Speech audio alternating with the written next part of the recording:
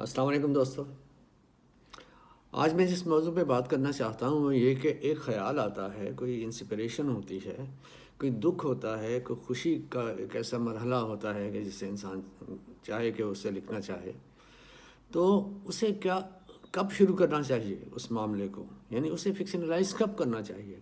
حقیقت ہے یا خیال ہے یا کچھ امیجنیشن ہے یا لفظ آئے ہیں، کچھ جملہ آیا ہے ذہن میں یا کوئی خیال آیا ذہن میں، اسے جب فکشنلائز کرنا ہوتا ہے تو کیا فوری طور پہ کر دینا چاہیے؟ یہ سوال ہے. کتنا وقت چاہیے؟ وقت یہ اتنا چاہیے کہ وہ پک جائے اور آپ اس کے سحر سے کو محسوس کر کے محفوظ کر لیں، لیکن اس میں اس طرح سے نہ ڈوبیں کہ وہ واقعہ جو ہے جذباتیت کا شکار ہو کے محض ضائع ہو جائے، لکھنے میں ضائع ہو جائے. تو یعنی اس میں وہ ساری شدت جذبے کی محسوس کر کے محفوظ رکھنی چاہیے.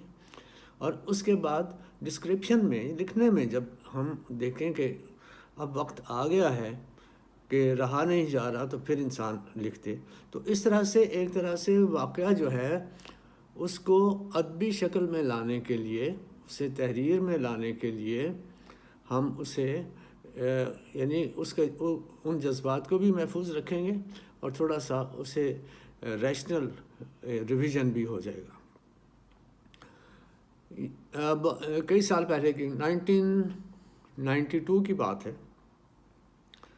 کہ ایک روز میں آیا کام سے واپس آیا تو بیگم سے کہا، میں نے کہا مری جانے کا پروگرام ہے. ہاں یہ بہت اچھا پروگرام ہے، چلتے ہیں. میں نے کہا نو، چلتے ہیں نہیں، میں جا رہا ہوں، بیگ تیار کر دو. ہیں یہ کیا بات ہوئی، اکیلے جانا بھی کوئی کام ہے؟ میں نے کہا ہاں آج اکیلے ہی جانے کا کام ہے.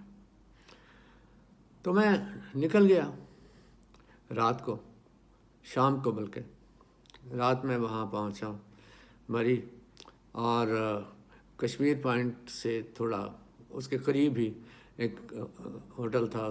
اس کا وہ کمرہ مجھے ملا جس کی بالکنی جو ہے کھلتی تھی وہ وادی کی طرف. تو رات ہو گئی، بادل گڑکنے کی آواز، بادل گرجنے کی آواز آئی. میں نکلا باہر، دیکھا میں نے تو بادل ہی بادل تھے، اور نیچے آسمان پر ستارے اسی طرح چمک رہے تھے، روشنی تھی، چاندنی بھی تھی، سب کچھ تھا. اور نیچے دیکھا تو نیچے بادل تھے، بادلوں کی تہہ تھی، گھنے بادلوں کی تہہ، ایسی تہہ جس نے وادی کے تمام مناظر کو مبہم کیا، وہ بالکل غائب کر دیا تھا. اور بادلوں کی رکاوٹ سے وہ ایک نیا منظر تھا. یوں ہی تھا کہ میں زمین پر ہوں، ایسی زمین پر جو بادلوں کو اوپر سے دیکھ رہی ہے.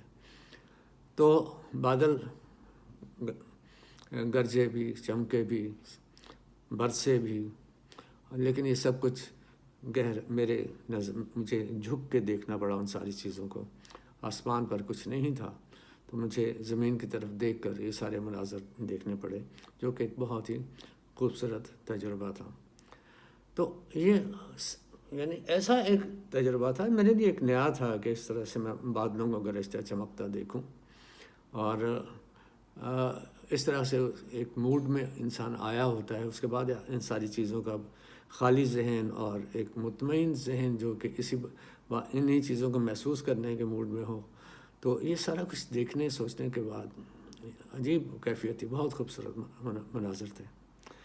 تھوڑا سا میں یہ بتا دوں کہ میں پچھلے سال کالام گیا تھا. یہ بات مری کی ہے جو میں ابھی کی بات کر رہا ہوں. تو اس سے پہلے 1 سال پہلے میں کالام گیا تھا. تو کالام میں دیار کے جنگلوں میں بھی گیا، وہاں پہ اور بھی مناظر دیکھے.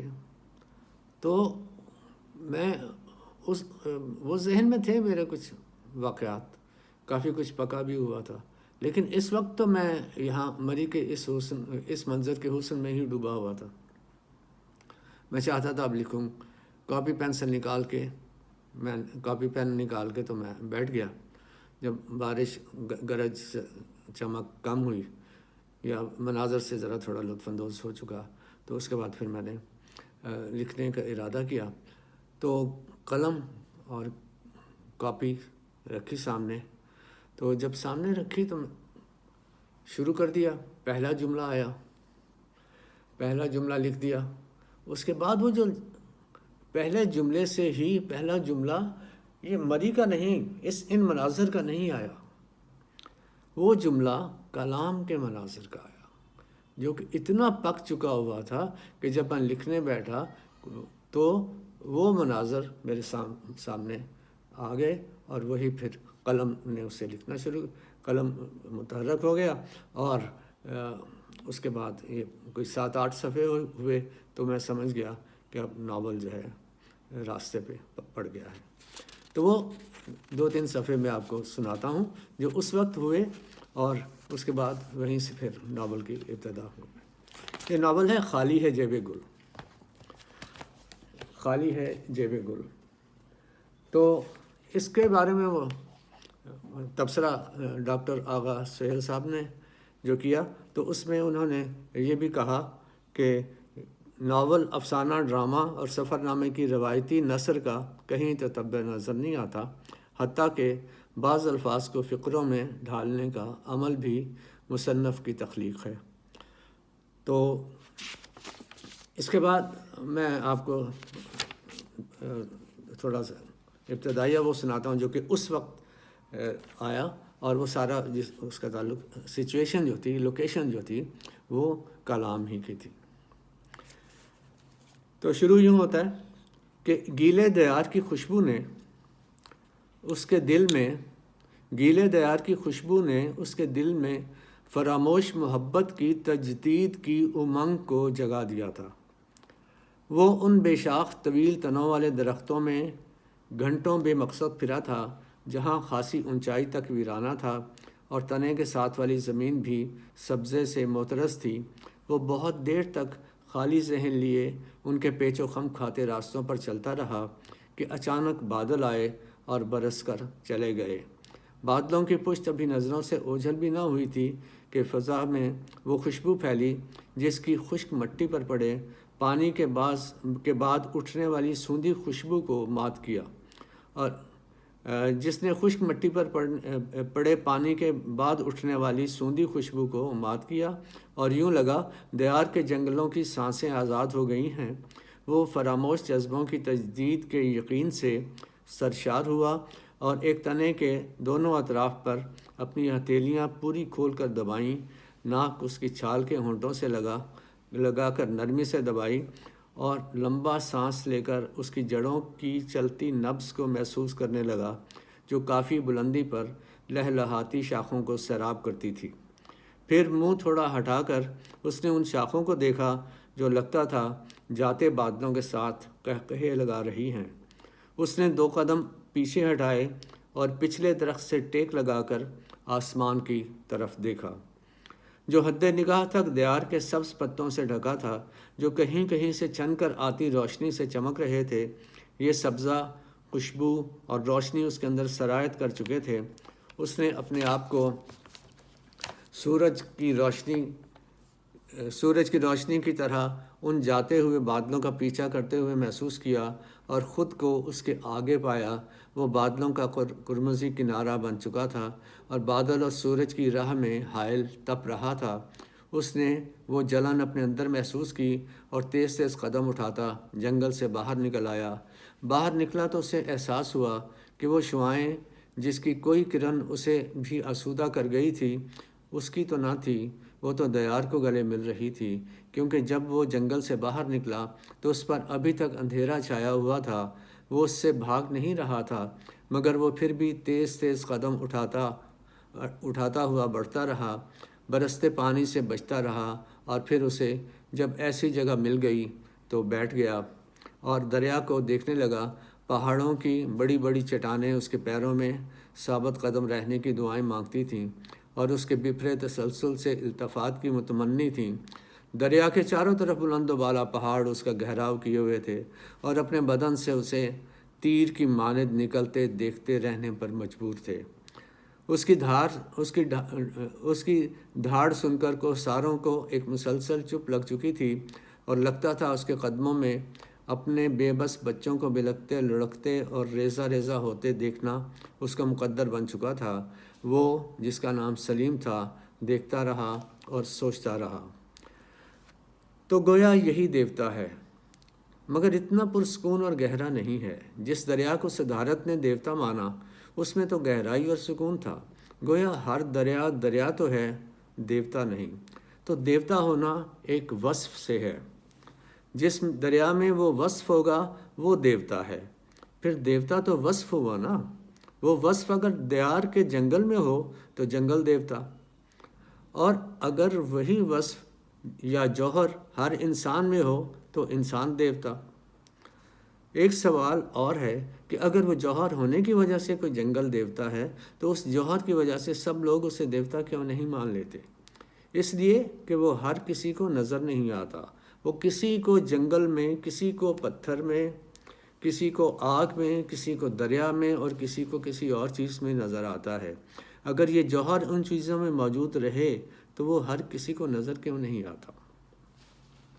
دراصل یہ نظر ہے جو آگ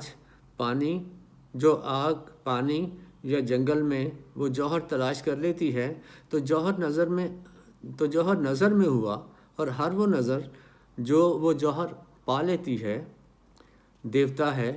تو پھر یہی سچ ہے، مگر ہر سچ اپنا ایک الٹ تک رکھتا ہے جو اپنی جگہ پر سچ ہے۔ تو اس طرح وہ جوہر جھوٹ ہے اور وہ نظر بھی جو اس جوہر کو پا لیتی ہے۔ سلیم کے ساتھ بھی تو ایسا ہی ہوا تھا۔ وہ لڑکی بھی تو اسے دیوتا سمجھنے لگی تھی، جسے ملنے کی امنگ اس کے دل میں جاگی تھی۔ سلیم نے محسوس کیا، وہ خود کو دیوتا محسوس بھی کرنے لگا تھا۔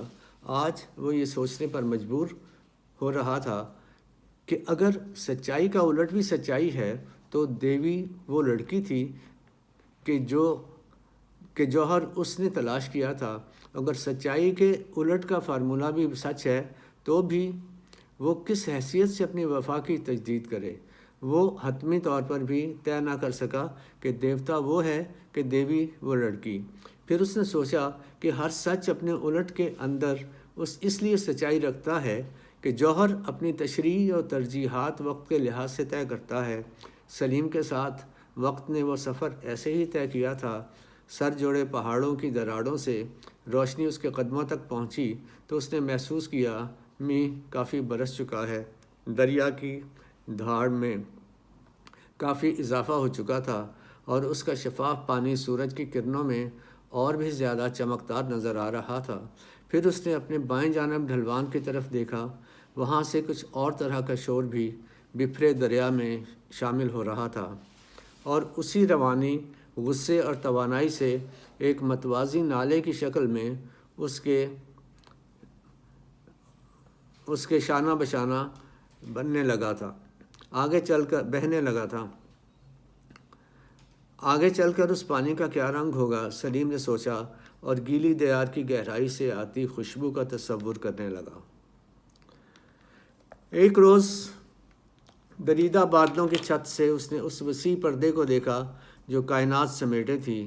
یہ نیلگوں وسعت لامحدود تھی اور غیر موجود بھی۔ وہ اس کے باہر یا آگے کی حقیقت کا تصور کرنے لگا اور جو ناقابل فہم تھیں۔ اسی دوران اس نے خود کو ایک سمندر کنارے چٹان پر کھڑا محسوس کیا اور افق سے ملتے پانی کی سیدھی لکیر کو دیکھنے لگا۔ اس کے دل میں بے چینی اور بے یقینی بڑھتی گئی اور وہ ایسے وہمے میں گھر گیا جس میں اپنا بدن پھولتا یا موٹا ہوتا محسوس ہوتا ہے۔ وہ اسی احساس میں غرق رہا اور کسی بہت بڑی بے ہنگم ٹیوب میں ہوا بھرے جانے کے عمل سے گزرتا رہا۔ اس کے ساتھ ساتھ اس کا بے چینی اور لایعنیت کے احساس کا حجم بھی بڑھتا چلا جا رہا تھا۔ پھر اس نے اپنی کھوپڑی کے حجم کو بھی بڑھتا محسوس کیا تو اس کے تڑکنے کے ڈر سے اپنے بدن کو سمیٹنے لگا، مگر اب وہ اپنے وجود کی کشادگی کے ناقابل گرفت عمل کا شکار ہو چکا تھا۔ وہ اپنے سر سے اخروٹ ٹوٹنے کی آواز کا منتظر اسی ناقابل گرفت خوف کا بھی شکار ہوتا گیا۔ اس نے اپنے ہاتھ اوپر اٹھائے تو محسوس کیا کہ وہ انہیں بڑھا کر گہرے پانیوں میں تیرتے جہاز کو آسانی سے پکڑ سکتا ہے۔ تو میرا سر اس نے ڈر کر سوچا اور اپنے ہاتھ اپنے سر کے دونوں طرف رکھ دیے اور ایک سکون کا سانس لیا کہ کسی شکستگی کے عمل کے بغیر اس کا سر بھی اسی رفتار سے بڑھ رہا تھا۔ یہ عمل جاری رہا اور اس نے دیکھ لیا کہ افق کی لکیر سیدھی نہیں ہے۔ اس نے ڈر کر سوچا اور اپنے ہاتھ اپنے سر کے دونوں طرف رکھ دیے اور ایک سکون کا سانس لیا کہ کسی شکستگی کے عمل کے بغیر اس کا سر بھی اسی رفتار سے بڑھ رہا تھا۔ یہ عمل جاری رہا اور اس نے دیکھ لیا کہ افق کی لکیر سیدھی نہیں ہے اور نہ ہی سورج اس کو چھو کر ابھرتا ہے، بلکہ وہ کمہار کی اس گیلی مٹی کی طرح ہے جو وہ گولائی میں بنائے گئے ظروف پر لگاتا ہے اور جس پر پانی کی مقدار کچھ زیادہ لگ جاتی ہے۔ اس نے دیکھا آگے خلا ہے، چاند ہے، نظام شمسی کے بقیہ 7 سے زائد سیارے ہیں۔ پھر اس نے کئی ستارے اور سیارے دیکھے، کہکشائیں دیکھیں، اور ابھی وہ کہکشاؤں کے ہیولوں کو شکل دے رہا تھا کہ اس کی نظروں میں آفاقی عفریت آ گئے جو اسی کی طرف بڑھ رہے تھے۔ اس نے اپنی نظریں ہٹائیں کیونکہ اس کے ذہن میں یہ احساس شدت پکڑنے لگا تھا کہ اگر یہی سلسلہ جاری رہا تو یہ دنیا دوبارہ ایک عظیم ترین دھماکے کے مقام تک پہنچ جائے گی۔ نظریں موڑ کر اس نے دوسری جانب دیکھا تو سکھ کا سانس لیا کیونکہ وہاں آفاقی اجسام اس سے بھی زیادہ ناقابل یقین حالت میں سکڑ رہے تھے۔ سکڑنے کا احساس ہوا تو اسے اپنا دل بیٹھتا ہوا محسوس ہوا۔ پھر اس نے دیکھا پھیلنے والے عفریت اور سکڑنے والے عفریت ایک دوسرے کی جانب بڑھ رہے ہیں۔ اس نے آنکھیں بند کر لیں مگر اس کے جسم کے ہر خلیے اور اس کے ہر حصے نے وہ چکا چوند کر دینے والی روشنی میں اپنی بے بسی اور سپردگی دیکھی۔ پھر وہی تباہ کر دینے والی روشنی رہ گئی اور تمام کہکشائیں، ستارے، سیارے، شہاب اور دیگر سب اسی روشنی میں ڈھل گئے۔ پھر اس نے دیکھا وہ بھڑکی روشنی کا لامتناہی شعلہ کوئی شکل بنا رہا ہے جس میں چند لمحے پہلے ہر خوشی، غم، صبر، لالچ، نظر، بے قراری، دانش، زوم، ہوس اور اس کے علاوہ کائنات میں جو کچھ بھی تھا سب ایک ہو چکا تھا۔ اسی لمحے اسے یوں لگا جیسے آگ کے اس رنگ میں تیزی سے کوئی عظیم الجثہ پینٹنگ برش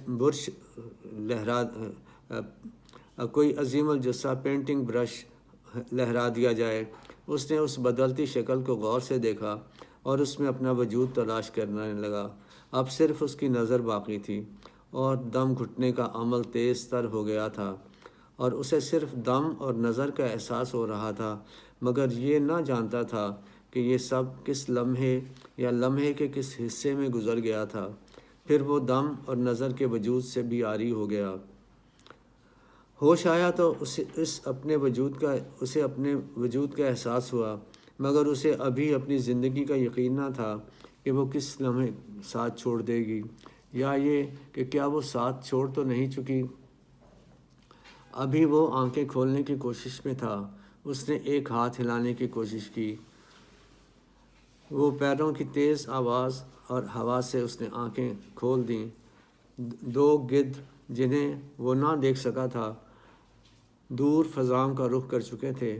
ہوش میں آ کر بیٹھا تو اپنے گزرے وہم اور احساس کو دہرانے لگا۔ اپنے وجود کا یقین کر چکا تو اسے اپنے بدن پر ایسے نشان دیکھ کر بہت حیرت ہوئی جو کسی تیز چونچ والے پرندے کے کاٹنے سے ہی پڑ سکتے تھے۔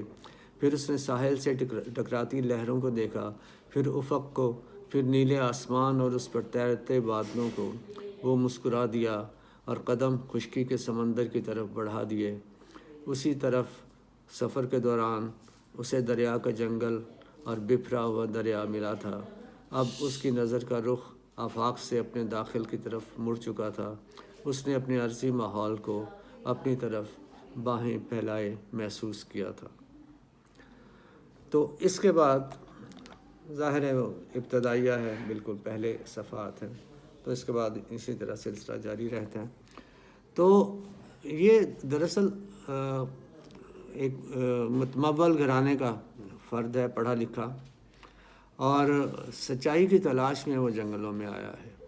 تو یہ اس کا دوسرا وزٹ ہے. پہلے کوئی 2 سال رہ کے گیا, پھر اس کے بعد یہ 2-3 سال کے بعد اب یہ واپس لوٹ رہا ہے وہاں سے. تو اس طرح سے وہ سچائی کی تلاش میں بہت سے مرحلے ہیں جو بعد میں آتے ہیں کہ سچائی کے راستے میں اس نے کیا کچھ دیکھا, کیسے محسوس کیا.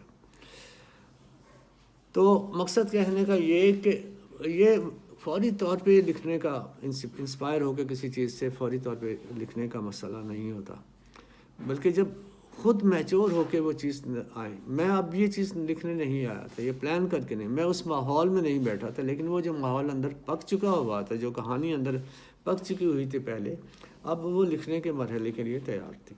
سو ایسے ہوا, میں نے لکھ دیا. یہ ہے وہ میرا ذاتی تجربہ, سمجھ لیجیے کہ لکھنے کے عمل میں جو مجھے درپیش آیا. اور یعنی اس طرح کے اور بھی معاملات ہیں. مثلاً وہ میرا اور میری بیٹی کا وہ رات کا سفر ہے, جسے وہ میں نے وہ فکشنلائزنگ اسٹرینج انسیڈنٹ اس کے نام سے ویڈیو لوڈ کی تھی. تو اسی طرح یہ بھی ویسا ہی واقعہ ہے. اور ایک عرصے کے بعد جب میچور ہو گیا تو میں نے یہ خود بخود لکھا گیا. تو بیٹی والا واقعہ بھی جو ہے میچور ہونے کے بعد ہی میں نے لکھا, فوری طور پر اس کا شکار ہو کے, اس جذباتیت کا شکار ہو کے نہیں لکھا. تو یہ ہے میرا نظریہ لکھنے کے وقت کے تعین کے حوالے سے. تو باقی جو جس جیسے تجربے سے گزرے یہ ان کے معاملات ہیں, شاید وہ اس سے بہتر ہوں, لیکن میں اسی سے گزرا ہوں. بہت شکریہ. Thank you very much.